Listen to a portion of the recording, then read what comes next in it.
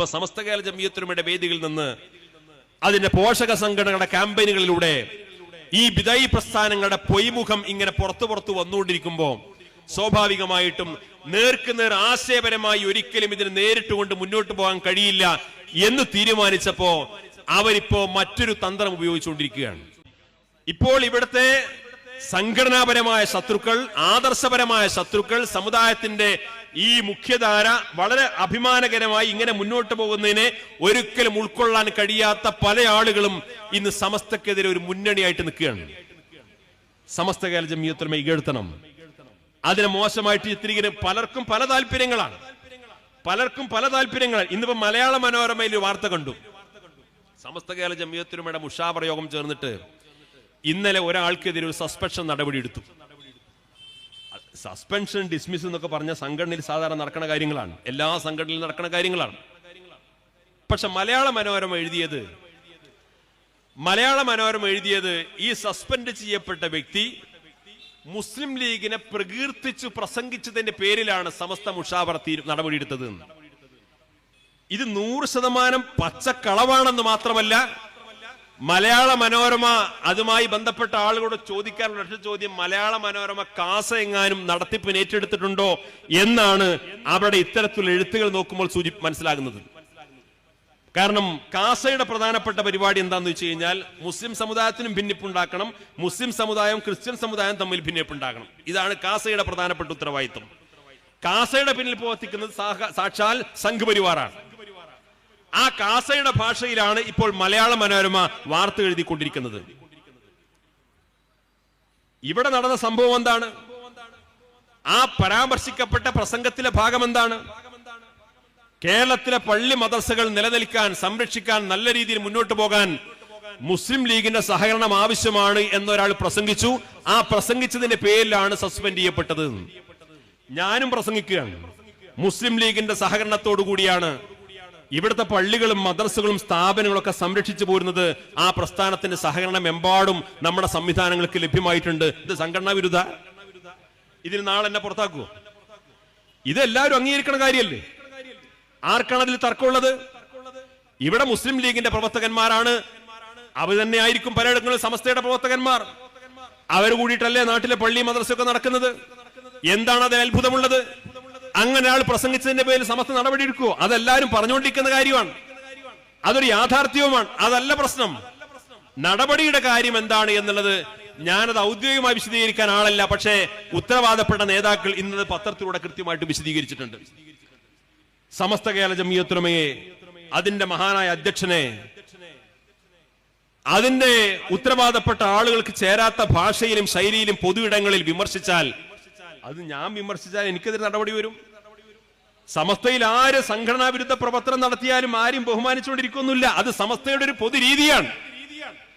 ഇത് ഇത്തരത്തിലുള്ള യാഥാർത്ഥ്യങ്ങളെ മറച്ചുവെച്ചുകൊണ്ട് ഇതെങ്ങനെയെങ്കിലും മുസ്ലിം ലീഗിനെയും സമസ്തയും തമ്മിലടിപ്പിക്കാനുള്ള ഒരു മാർഗമാക്കി മാറ്റാൻ വേണ്ടി പലരും ശ്രമിച്ചുകൊണ്ടിരിക്കുകയാണ്. ഇത്തരത്തിലുള്ള സോഷ്യൽ മീഡിയകളിൽ ആളില്ലാത്ത, ഉടമസ്ഥനില്ലാത്ത പല പ്രചാരണങ്ങളും നടക്കാൻ തുടങ്ങിയിട്ട് കുറെയായി.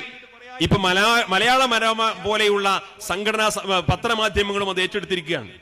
മനോരമന്റെ പ്രശ്നം എന്താന്ന് വെച്ച് കഴിഞ്ഞാൽ, സുപ്രഭാതം വന്നതിന് ശേഷം മലപ്പുറം ജില്ലയിൽ പട്ടിണിയാണ്. ഇതാണ് ഇതിന്റെ യഥാർത്ഥ കാരണം. പക്ഷേ അത് വാർത്ത കൊടുക്കാൻ പറ്റില്ലല്ലോ. മനോരമക്ക് അത് വാർത്ത കൊടുക്കാൻ പറ്റില്ലല്ലോ. നിങ്ങൾ കഴിഞ്ഞ 10 വർഷമായിട്ട് സുപ്രഭാതം ഗംഭീരമായിട്ട് നടക്കുന്നുണ്ട്, ഞങ്ങളെ കാര്യം പോക്കാണെന്ന് വാർത്ത എഴുതാൻ പറ്റില്ലല്ലോ.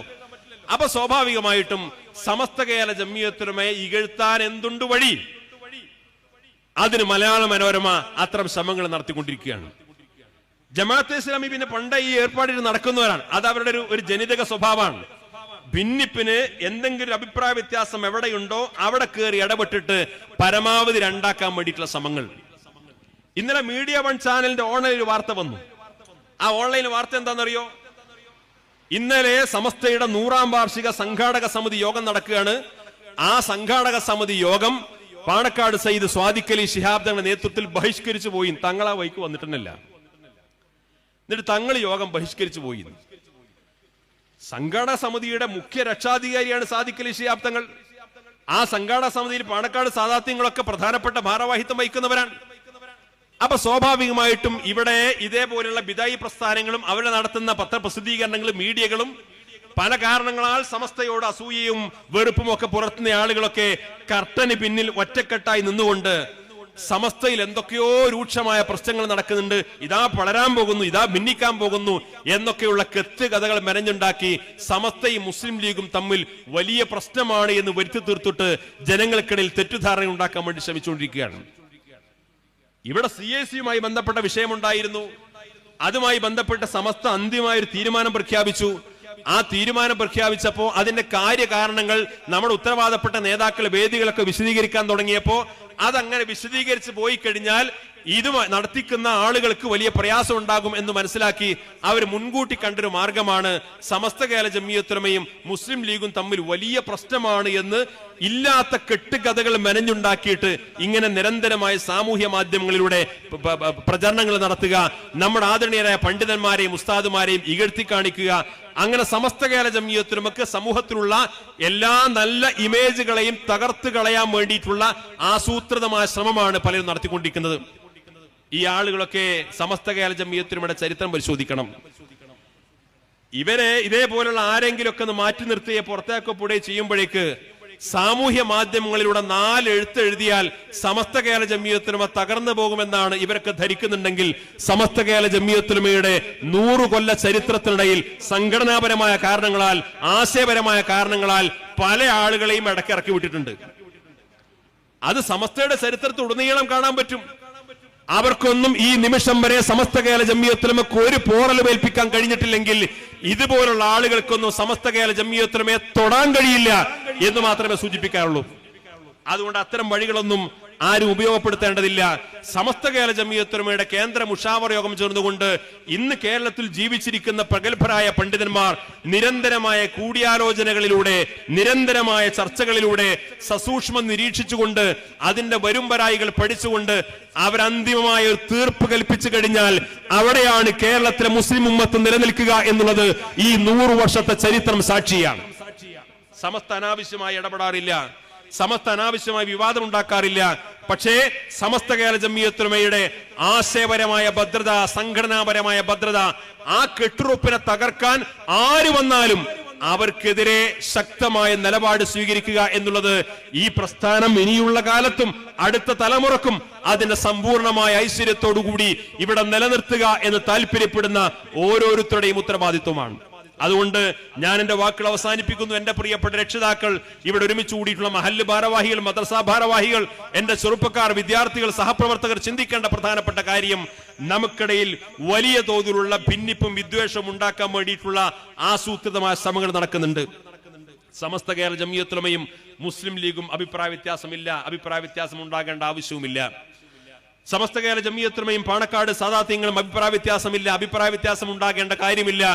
ഇവരെല്ലാം ഒരുമിച്ച് മുന്നോട്ട് പോകുമ്പോഴാണ് ഈ സമുദായത്തിന് ആരോഗ്യകരമായ ഒരു മുന്നേറ്റം സാധ്യമാകൂ എന്ന് സമസ്ത തന്നെ അതിന്റെ പ്രവർത്തനങ്ങളിലൂടെ കാണിച്ചു കൊടുത്തതാണ്. അപ്പൊ സ്വാഭാവികമായിട്ടും അതിന് പോറലേൽക്കുന്ന ഒരു തീരുമാനം സമസ്തയുടെ ഭാഗത്തുണ്ടാകില്ല എന്ന് 100% നമുക്ക് വിശ്വസിക്കാം. ആരെങ്കിലും തെറ്റിദ്ധാരണയിൽ അകപ്പെട്ടുകൊണ്ട് നമുക്കിടയിൽ ഭിന്നതയും വിദ്വേഷവും പരസ്പരം സംശയവും ഉണ്ടാക്കാൻ വേണ്ടി ശ്രമിക്കുന്നുണ്ടെങ്കിൽ അവരുടെ ആത്യന്തികമായ താല്പര്യം ഇവിടെ ഭിന്നിപ്പാണ്. ശത്രുവിന്റെ കോടാലികളായിട്ട് കടന്നു വരുന്ന അത്തരം ആളുകളെ കൃത്യമായിട്ട് തിരിച്ചറിയാൻ നമുക്ക് സാധിക്കണം. നമുക്കൊരിക്കലും അനൈക്യത്തിന് വിത്തുപാകുന്ന ഒരു സംവിധാനത്തെയും കൂട്ടുനിൽക്കേണ്ടതില്ല. ആദരണീയരായ സമസ്ത കേരള ജംഇയ്യത്തുലമയുടെ പണ്ഡിതന്മാർ, പാണക്കാട് സാദാത്യങ്ങൾ, മുസ്ലിം ലീഗിന്റെ നേതാക്കന്മാർ, അതേപോലെ മറ്റു പല രാഷ്ട്രീയ പാർട്ടികളിൽപ്പെട്ട ആളുകളും സമസ്തയോട് സഹകരിക്കുന്നവരുണ്ട്, സഹായിക്കുന്നവരുണ്ട്. ഈ ഒരു കൂട്ടായ്മ കൊണ്ടാണ് മുസ്ലിം സമുദായം ഇങ്ങനെ മുന്നോട്ട് പോകുന്നത്. അല്ലാതെ അവർക്കിടയിൽ പരസ്പരം അങ്ങോട്ടും ഇങ്ങോട്ടും പകപോക്കാനും വിരോധം തീർക്കാനൊന്നും സംഘടനയുടെ പ്ലാറ്റ്ഫോമുകൾ ആരും ഉപയോഗപ്പെടുത്താറില്ല. അത്തരം ഉപയോഗപ്പെടുത്തലുകൾ സമസ്തയുടെ പാരമ്പര്യത്തിൽപ്പെട്ട കാര്യവുമല്ല എന്ന് തിരിച്ചറിയണം.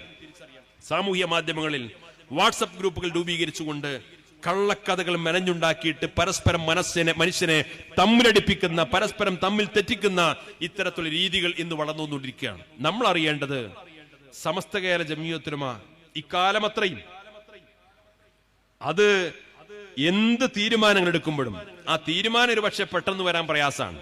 അത് സമസ്തയുടെ ശൈലിയാണ്. ഒരു പക്ഷെ ഒരാഴ്ച കൊണ്ട് തീരുമാനം എടുക്കേണ്ടത് ചിലപ്പോൾ 1 മാസം പിടിക്കും. 1 മാസം കൊണ്ട് തീരുമാനം എടുക്കേണ്ടത് ചിലപ്പോൾ 1 വർഷമോ 2 വർഷമൊക്കെ പിടിക്കും. പക്ഷേ തീരുമാനം അത് സത്യസന്ധമായി കൃത്യമായി കാര്യങ്ങൾ അന്വേഷിച്ചും പഠിച്ചും ബോധ്യപ്പെട്ടും എടുക്കുന്ന തീരുമാനമാണ്. അതുകൊണ്ട് തന്നെ സമസ്ത കേരള ജംഇയ്യത്തുലമ ഒരു തീരുമാനം എടുത്തിട്ട് ആ തീരുമാനം പിന്നെ അങ്ങനെ ആയിപ്പോയി ഇങ്ങനെ ആയിപ്പോയി എന്നൊരു വർത്താനം ഇന്ന് വരെ 100 കൊല്ലത്തിനിടയിൽ ഉണ്ടായിട്ടില്ല. അത് സമസ്ത കേരള ജംഇയ്യത്തുലമയുടെ പ്രത്യേകതയാണ്. ഇവിടെ മുജാഹിദുകാർ ഓരോ 5 കൊല്ലം കൂടുമ്പോൾ തൗഹീദ് പുതുക്കണ തിരക്കിലാണ്. തൗഹീദ് പുതുക്കുക, കമ്മിറ്റി പുതുക്കുകയല്ല ഞാൻ പറഞ്ഞത്, തൗഹീദിന്റെ നിർവചനം പുതുക്കുകയാണ്. അവരാണ് സമസ്തനെ ഉപദേശിക്കാൻ വരുന്നത്. ഓരോ 5 വർഷം കൂടുമ്പോഴും തൗഹീദിന്റെ നിർവചനം പുതുക്കി നിശ്ചയിക്കുന്ന ആളുകളാണ് സമസ്ത കേരള ജംഇയ്യത്തുലമയെ ഉപദേശിക്കാൻ വരുന്നത്. അതുകൊണ്ട് ഇവിടുത്തെ ഒരു ബിദ്അത്തുകാരന്റെ ഉപദേശം സമസ്ത കേരള ജംഇയ്യത്തുലമയ്ക്ക് ആവശ്യമില്ല. സമസ്ത കേരള ജംഇയ്യത്തുലമയുടെ പണ്ഡിതന്മാർ എന്ത് പറയുന്നുവോ അത് അക്ഷരം വെറുതെ അനുസരിച്ചവരാണ് കേരളത്തിലെ മഹാഭൂരിപക്ഷം വരുന്ന മുസ്ലിങ്ങൾ. ഇനിയുള്ള കാലത്തും അത് അതേ വഴിയിലൂടെ സഞ്ചരിക്കും. ഈ പ്രസ്ഥാനത്തിൽ അസ്വാരസ്യം ഉണ്ടാക്കാൻ ശ്രമിക്കുന്ന ഏത് മാധ്യമങ്ങളാണെങ്കിലും, ഏത് സംഘടനകളാണെങ്കിലും, ഏത് സാമൂഹ്യ മാധ്യമങ്ങളിലൂടെ ഇത്തരത്തിലുള്ള വിദ്വേഷ പ്രചരണങ്ങൾ നടത്തുന്നവരാണെങ്കിലും അവരെല്ലാം വേണ്ട വിധം തിരിച്ചറിഞ്ഞുകൊണ്ട് നമ്മുടെ സംഘടനാ സംവിധാനം ശക്തിപ്പെടുത്തി മുന്നോട്ട് പോകാൻ നമ്മൾ ശ്രമിക്കുക. നമ്മുടെ മഹല്ല് സംവിധാനം, നമ്മുടെ മദ്രസ സംവിധാനം, നമ്മുടെ എല്ലാ സ്ഥാപന സംവിധാനങ്ങൾ, ഇതെല്ലാം സമസ്ത കേരള ജംഇയ്യത്തുലമയുടെ ഉപദേശ നിർദ്ദേശങ്ങൾക്ക് അനുസൃതമായിട്ട് മുന്നോട്ട് പോകുന്ന സംവിധാനം ഉണ്ടാകണം. ഇതെല്ലാം മാറ്റിവെച്ചുകൊണ്ട് എല്ലാവരും ഒരുമിച്ച് ഒരു സങ്കര സംസ്കാരമാണ് വേണ്ടത് എന്നൊക്കെ തെറ്റിദ്ധാരണ പരത്തിയിട്ട് നമുക്കിടയിൽ ബിദ്അത്തിന്റെ ആശയങ്ങൾക്ക് ഘട്ടം ഘട്ടമായി വിത്തിടാനുള്ള ശ്രമങ്ങളൊക്കെ ആസൂത്രിതമായി നടന്നുകൊണ്ടിരിക്കുന്നുണ്ട്. ഇതിനെല്ലാം തിരിച്ചറിഞ്ഞുകൊണ്ട് നല്ല രീതിയിൽ സംഘടനാപരമായ ശാക്തീകരണം നടത്താനും 100ാം വാർഷികം ആഘോഷിക്കുന്ന സമസ്ത കേരള ജംഇയ്യത്തുലമയുടെ അതിന്റെ വാർഷികാഘോഷ പരിപാടികളുടെയും പദ്ധതികളുടെയും പ്രഖ്യാപനങ്ങൾ വരുമ്പോൾ അതൊക്കെ ഏറ്റെടുക്കാനും വിജയിപ്പിക്കാനും എല്ലാവരും മുന്നോട്ട് വരണമെന്ന് കൂടി അഭ്യർത്ഥിച്ചുകൊണ്ട്